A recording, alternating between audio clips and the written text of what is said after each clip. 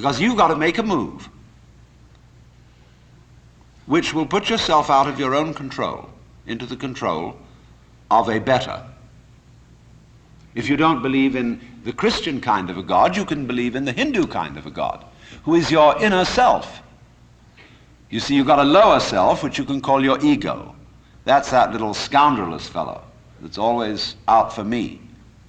But behind the ego, there is the Atman, the inner self, the inward light, as Quakers would call it, the real self, the spirit, which is substantially identical with God. So you've got to meditate in such a way that you identify with your higher self. Now, how do you do that? Well, you start by watching all your thoughts very carefully, watching your feelings, watching your emotions, so that you begin to build up a sense of separation between the watcher and what is watched, so that you are, as it were, no longer carried away by your own stream of consciousness. You remain the witness, impassively, impartially, suspending judgment and watching it all go on.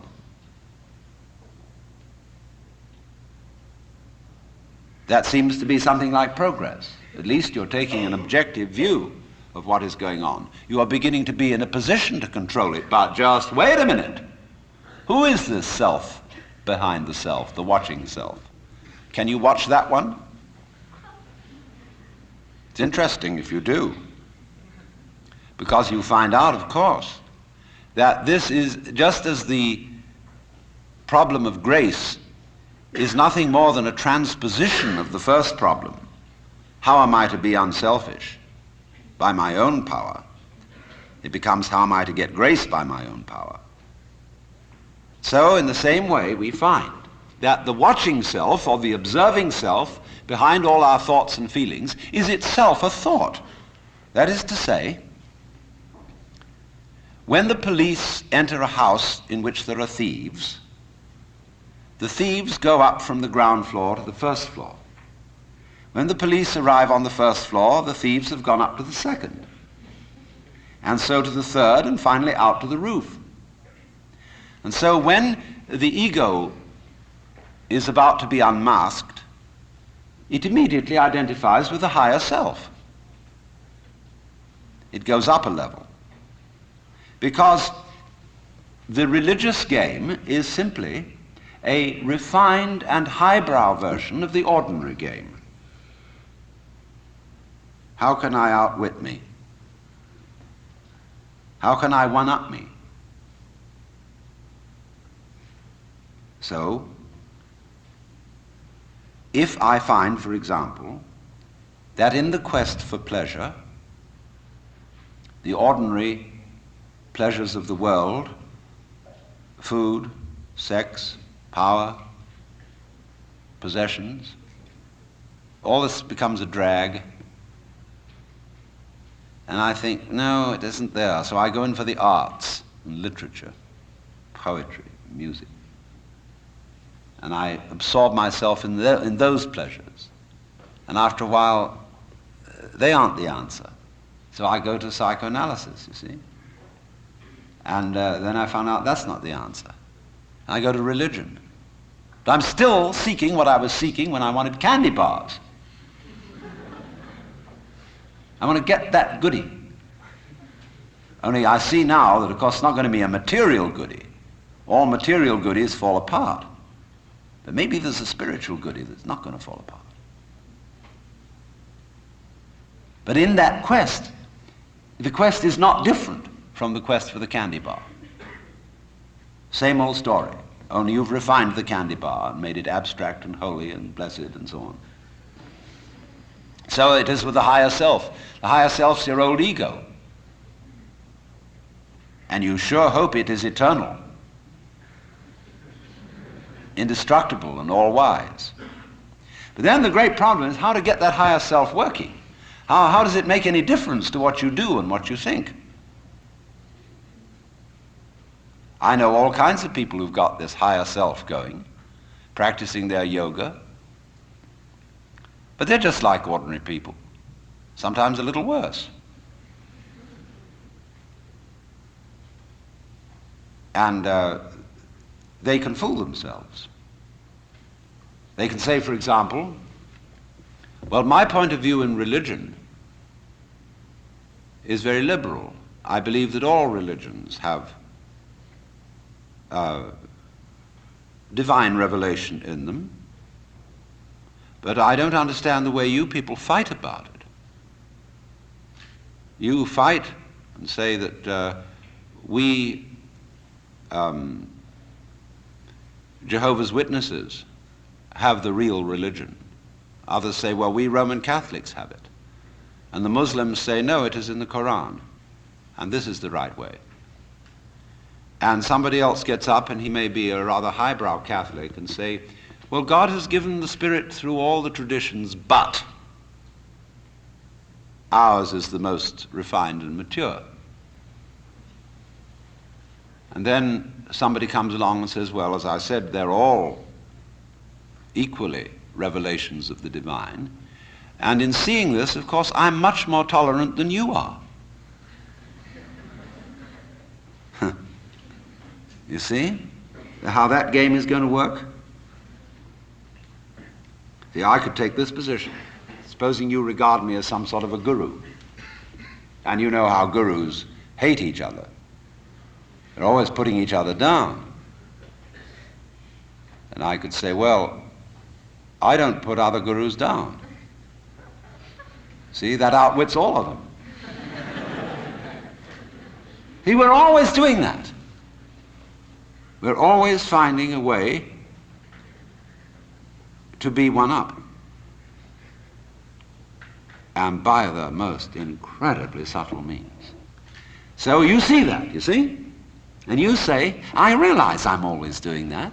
Now tell me, how do I not do that? I say, why do you want to know?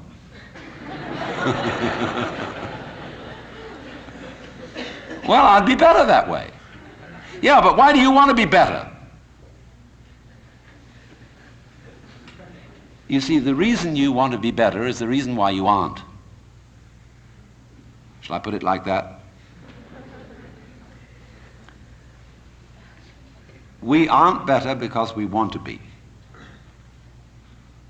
Because the road to hell is paved with good intentions. Because all the do-gooders in the world, whether they're doing good for others or doing it for themselves, are troublemakers. On the basis of kindly let me help you or you'll drown, said the monkey, putting the fish safely up a tree.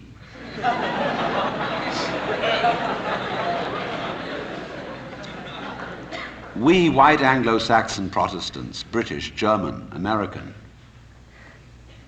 have been on a rampage for the past 100 or more years to improve the world.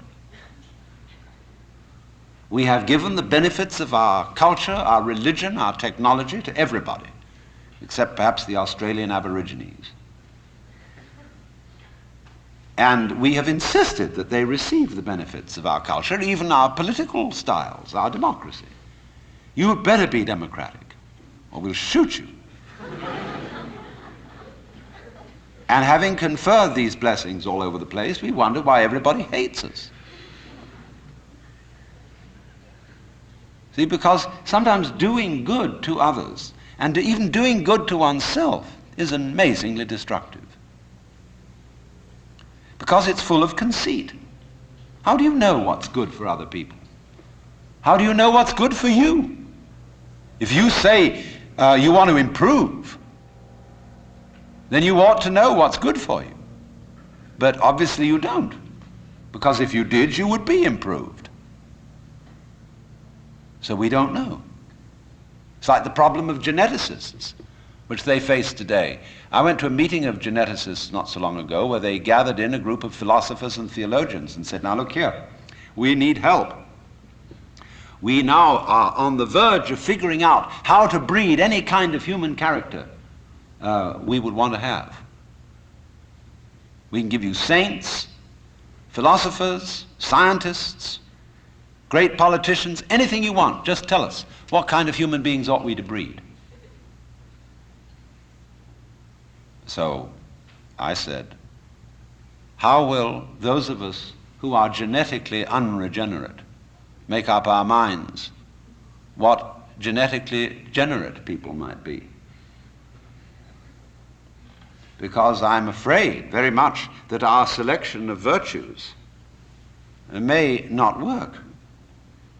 It may be like, for example, this new kind of high-yield grain which is made and which is becoming ecologically destructive.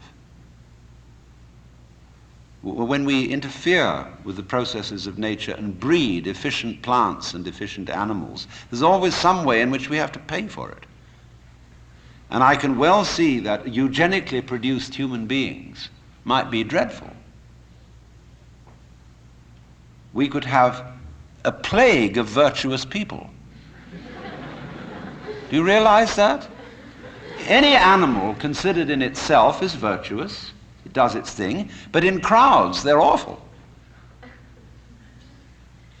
Like a crowd of ants or locusts on the rampage. They're all perfectly good animals, but there's just too much. I could imagine a perfectly pestiferous mass of 1,000,000 saints. So I said to these people, look, there's the only thing you can do. Just be sure that a vast variety of human beings is maintained. Don't please breed us down to a few excellent types. Excellent for what? We never know how circumstances are going to change and how our need for different kinds of people changes. At one time we may need very individualistic and aggressive people. At another time, we may need very cooperative, team-working people. At another time, we may need people who are full of interest in dexterous manipulation of the external world. At another time, we may need people who explore into their own psychology and are introspective. There is no knowing, but the more varieties and the more skills we have, obviously, the better.